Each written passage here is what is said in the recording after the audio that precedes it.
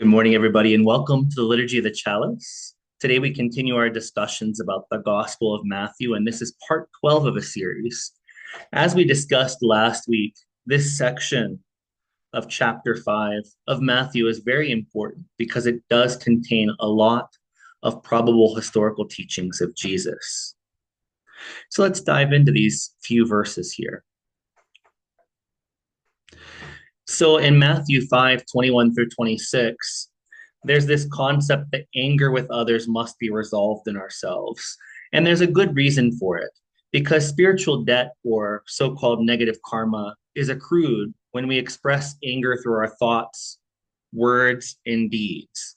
And in modern times, it is thought that there are different levels of negativity, that an angry thought is not as bad as an angry word, and that an angry word is not as heavy as a angry action, even as extreme as murder, as Jesus talks about in these verses. But the idea is that the root cause of murder is anger. All of these things, whether it's in thought, word, or deed, are based in violent thought, an angry thought. So, although we might be tempted to say that an angry thought is not as bad as having an argument with a loved one, and that having an argument with a loved one isn't the same as punching somebody, in the end, the root cause of all these actions is the seed of anger. So Jesus is really expressing here that before you try to do good, even the good of worshiping God, we should try and eliminate anger, pull it up by the roots from within our hearts so we can purify our hearts. That's the idea here. And many ancient cultures believed that an angry thought, an angry word, and an angry deed were the same thing. They carried the same negative spiritual weight. A lot of spiritual cultures at that time felt this way. And for those who are truly on the spiritual path, I'm not saying that Judaism felt that way.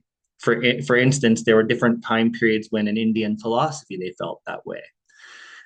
In the so-called Golden Age, the thought of murder, saying I'm going to kill you, thinking I'm going to kill you, and actually killing somebody were all equal karmically.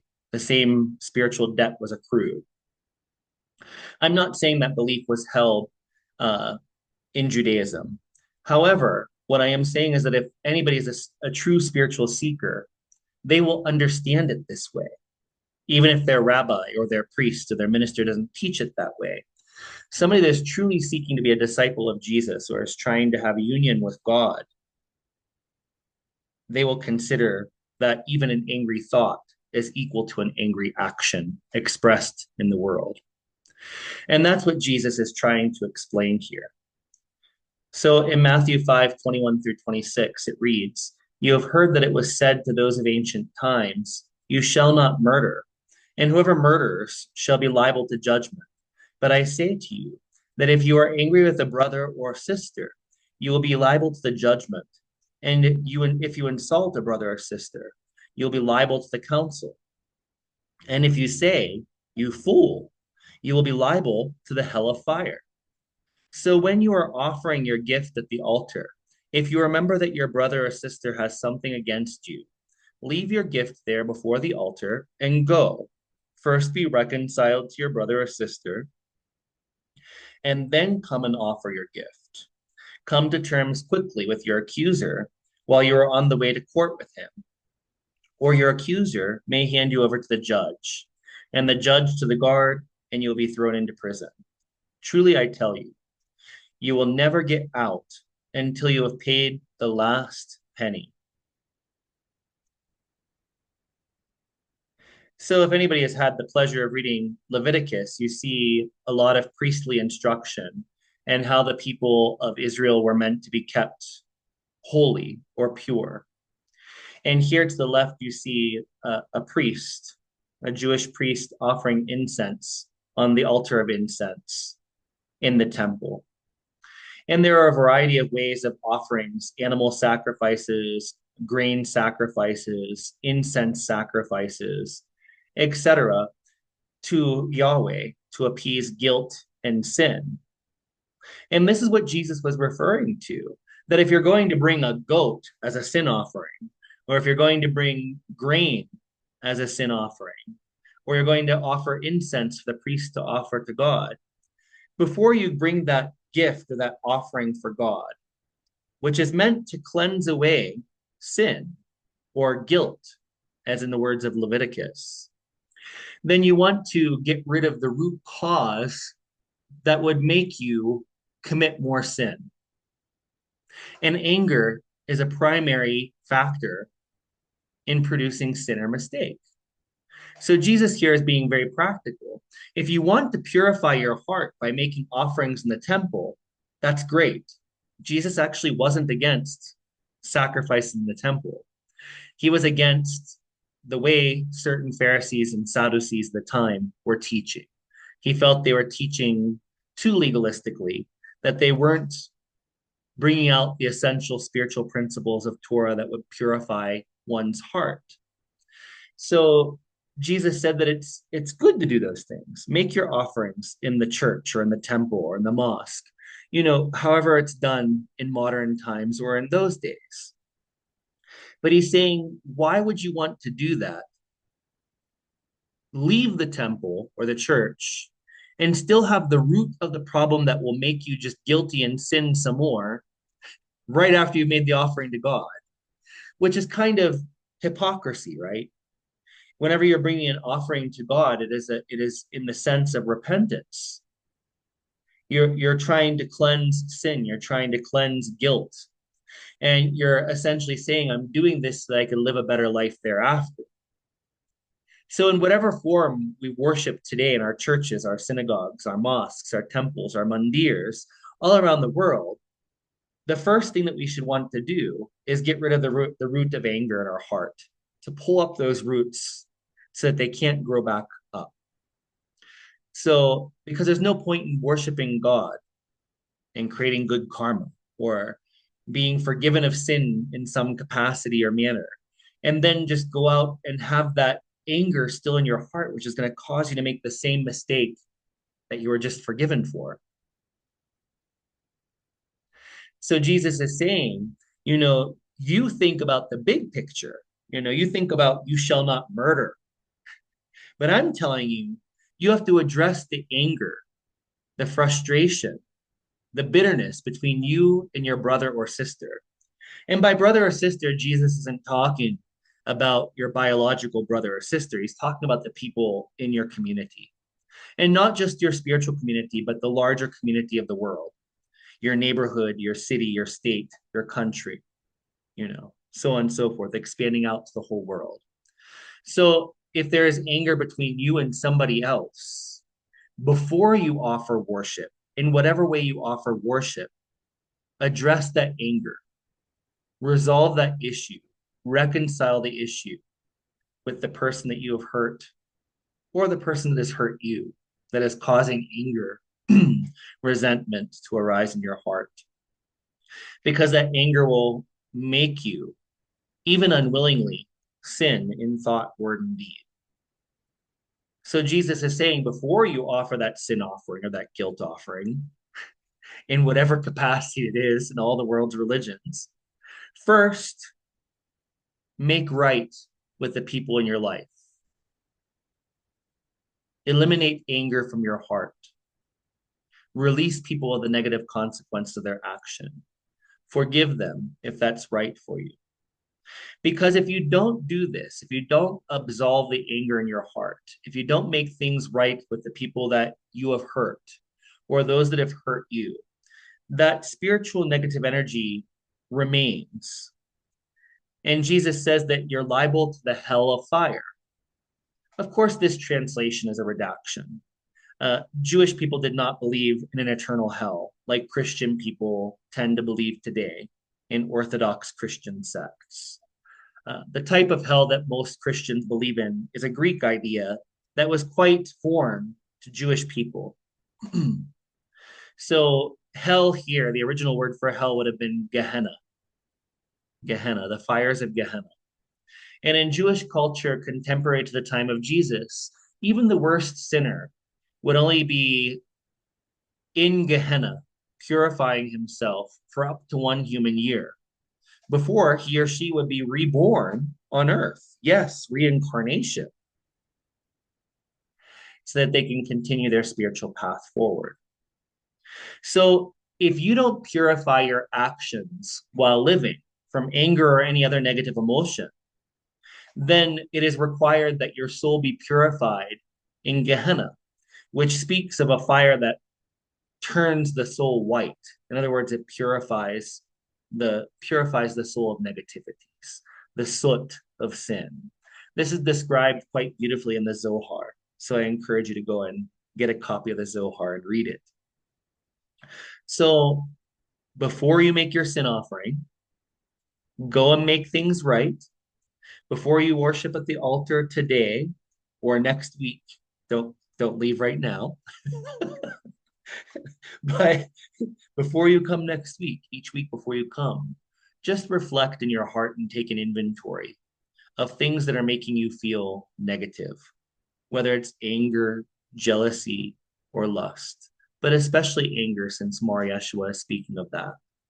And try to release people the negative consequences of their actions. Try to forgive people that it's right for you to forgive. And then, with your heart cleansed of such negative emotions like anger, then come and joyfully worship God. That is what Jesus is teaching here. So to cut off limbs, Jesus talks in Matthew about cutting off hands, cutting out eyes, etc. When he says to cut off a hand, he's talking about the fact that we need to have some self-control. We need to control our outward flowing senses so that our senses don't cause us to sin. Shouldn't be taken literally. One of the factors that biblical scholars tend to think makes a teaching of Jesus more probably historical is when Jesus speaks in hyperbolic terms. Hyperbole is speaking in such a way that it shocks the listener. And that shock makes people remember what Jesus is saying for a longer period of time. Because remember, back in those days, people weren't very literate. Jesus's apostles probably weren't literate. They probably could not write down what Jesus was saying. And there were no video cameras then to record what Jesus was saying. So when Jesus taught, he had to speak in very memorable terms. He had to make it really connect with their lives, with their understanding of Jewish life, and or he had to make it very hyperbolic. Like, for example, you must hate your mother and father. Something like that would have really stuck in the consciousness of a Jewish hearer, because one of the 10 commandments was, you shall honor your father and mother. So Jesus would teach in such ways as saying you must hate your father and mother in comparison to God, because the love for God is so great that in comparison, your love for your parents is like hatred. So Jesus taught in such a way, and he does that here too.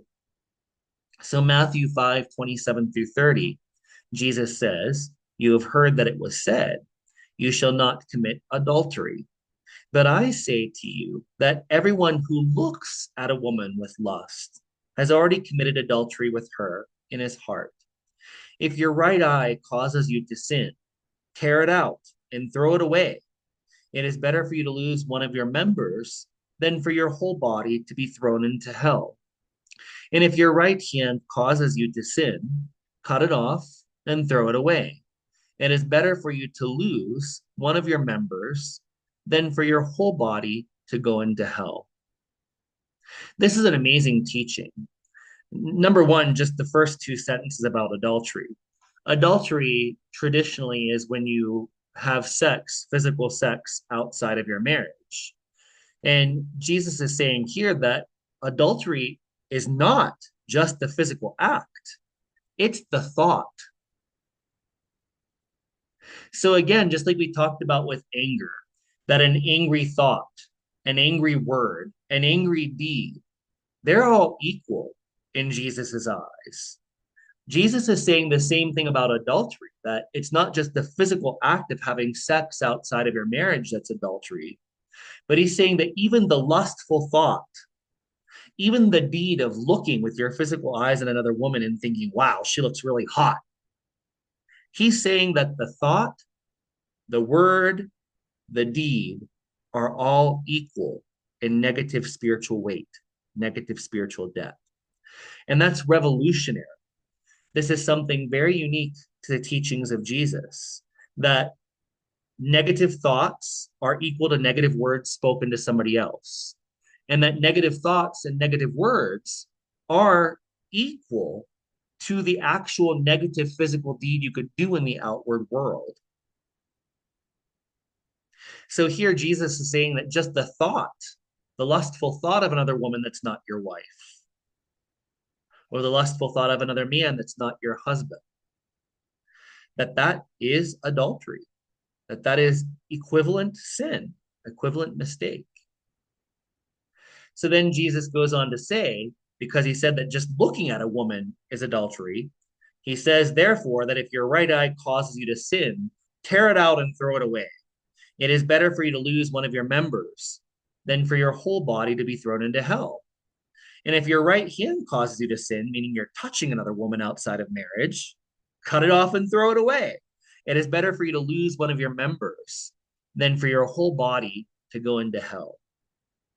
So it's very important to know that the senses are part of our mind, right?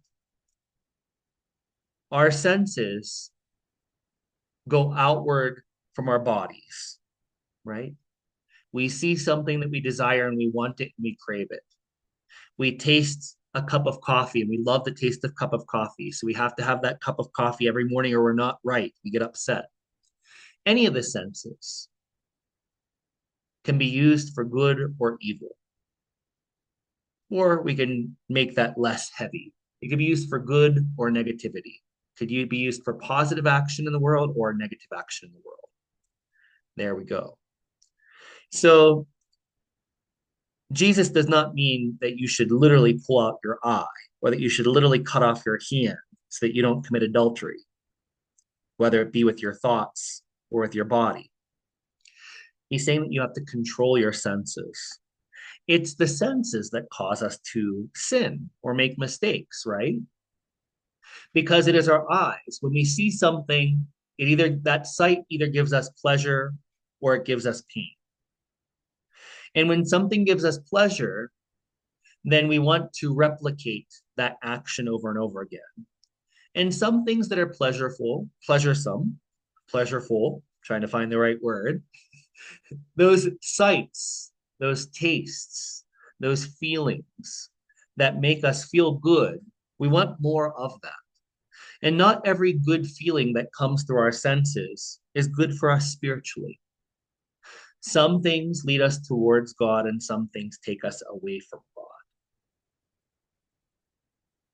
So whenever Jesus says that you should tear out your right eye or cut off your right hand, he's saying that you should control your sense of touch. You should control your sense of sight so that you're only using your God-given senses to move towards union with God. It's not wrong to seek pleasure and to avoid pain, but it is wrong to use our senses in such a way that we seek pleasures that take us away from God. And that is what Jesus is warning us about here. He's saying, control your eyes, control your hands, your actions, etc., so that you do not sin. Because if you don't do this, if you don't control your senses, and if your senses lead you to sin, and you don't purify that while you're living, then your whole body will have to go to hell. And again, hell is a redaction. It's a dogmatic term. There is no such thing as eternal hell in the Judaic thought world of Mar Yeshua, the Master Jesus. He's speaking about Gehenna. Again, any impurities that remain within our consciousness, within our heart, before we die, if we don't expunge, eliminate all this negativity, then we have to go to a spiritual sphere, which is in the third olam, which is called Gehenna. And Gehenna is a realm that is meant to purify, to burn away, poetically, the negativities, because fire is the element of transformation. Fire is the element of dissolution, in a sense. And also fire is a spiritual element of illumination, because in Gehenna, it wasn't that you burned, that fire was burning you for up to 1 year, like we talked about earlier. The idea of Gehenna is that even the worst sinner would only remain in Gehenna for purification for up to 1 human year, and then they'd be reborn. They'd reincarnate to continue their path of purification. But the idea is that Gehenna was a place of self-reflection. In other words, the purification was that you had to actually look at what you did, and that raw emotion was very painful, and that painful reflection on past negative deeds was like fire. So Gehenna definitely was not a comfortable place, but it's not like Orphic hellfire that modern Christians believe in either. So it's a place where negativity is burned away from you. And in the Jewish thought world that Jesus lived in, it was thought that there was a lot of self-reflection in this process. You were separated from God. It was kind of a lonely place, and you were meant to sit there and deal with your shit. You had to look at what you did. You had to look at what you thought, what you said, what you did that hurt yourself and others and the world around you. And after that purification was complete, you would likely rest for a bit unconsciously in the Garden of Eden, which is also in the third Olam. And then after a period of rest, you would probably be reborn. So next we come to this idea of divorce. Matthew 5:31 through 32. Jesus says, "It was also said, whoever divorces his wife, let him give her a certificate of divorce.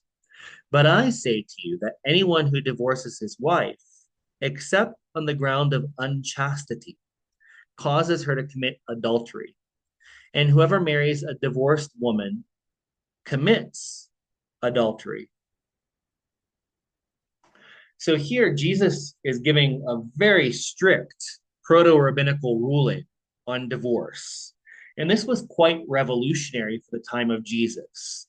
So Jesus is saying that, he's kind of speaking against the law of Moses. So this is one of those radical reinterpretations of Torah. And it's on the level of heart, which is what's important. So this is a very important probable historical teaching of Jesus to look at, because Jesus did not interpret Torah, which does mean law, God's law. He did not interpret Torah legalistically. He interpreted Torah from the basis of purifying one's heart and opening one's heart. So here he's saying that in the law of Moses and Torah, it says whoever divorces his wife, let him give her a certificate of divorce. But I say to you that anyone who divorces his wife, except for the case of adultery, causes her to commit adultery. And whoever marries a divorced woman commits adultery. So here Jesus is saying there's no reason to divorce anybody unless they're cheating on you, unless there's adultery or unchastity. And that if you divorce for any other reason, that whenever the woman seeks another man, even though they're divorced legally, you're still committing adultery. Because the only thing in Jesus's eyes that severs a marriage is adultery. And also, whoever marries a divorced woman commits adultery. So the man that remarries your ex-wife that you divorced for irreconcilable differences, they're both committing adultery, which is a major sin in Judaism. So this was very radical, what Jesus was teaching. Jesus was also protecting women, because in those days, if a woman was divorced from a man, if she wasn't remarried, she'd have to live on the streets. She'd be starving. She'd probably have to prostitute herself, even if she didn't want to prostitute herself and get into sex work, just to survive. And God knows what would happen to her children. So it was very common in those days at the time of Jesus to just throw away a wife for any reason, even for the purpose of burnt toast. Literally, it says this in the Mishnah. So Jesus was saying that you cannot just divorce people for any reason. If you're going to get married, understand how serious that step is. And the only real reason why you should divorce anybody is if they are cheating on you, if they are committing adultery. Any other reason is not good enough. You should be working on it and fixing it. That's the teaching that Jesus is giving here. Very clear, very direct. And anybody who gets a legal divorce, but not for the reason of adultery, they are sinning and causing the person they get into a relationship to sin because technically, in Jesus's eyes, they're still married. And this was very, very, very controversial at the time of Jesus because that's not how the rabbis, the proto rabbis, because there were no rabbis at the time of Jesus. This is what the Jewish Pharisees were teaching at the time in Mishnah on Gittin 90a. He may divorce his wife even if she burnt his dish, as it is stated, because he has found some unseemly matter in her. Rabbi Akiva says, even if he found another woman who is prettier than her, as it is stated, and it comes to pass if she finds no favor in his eyes. Deuteronomy 24:1. So essentially, a Jewish man could just leave his wife for any reason, on any whim. And Jesus said that this is terrible, that this is unspiritual, that it's not moral, that this needs to change. And trust me, when you say such a thing, that causes people to not like you. So if Jesus is teaching this on top of a mountain to crowds, there are many men in that crowd that probably walked out right then because they like the idea of controlling women. Judaism at this point in time was a very patriarchal religion, right? And patriarchy supports men, not women. So Jesus was doing something quite revolutionary here. Jesus was protecting women. He was standing up for women's rights. And Jesus was very pro-woman, despite what some of the Pauline teachings in Timothy claim, that the woman must be silent, their heads must be covered, that they must solely obey the husband, blah, blah, blah. All that's a bunch of BS because Timothy isn't even an authentic letter of Paul. So it wasn't even Paul's thoughts. Paul spoke of the fact in Romans and Corinthians that women ran churches. He even says that women were apostles. And if a woman is an apostle, that means that they're a bishop. Yeah. So along the way, some things changed in Christianity. So Jesus gave protection to women in this verse, which is very special. We'll continue the teachings of Jesus next week. Let's continue with the liturgy of the chalice.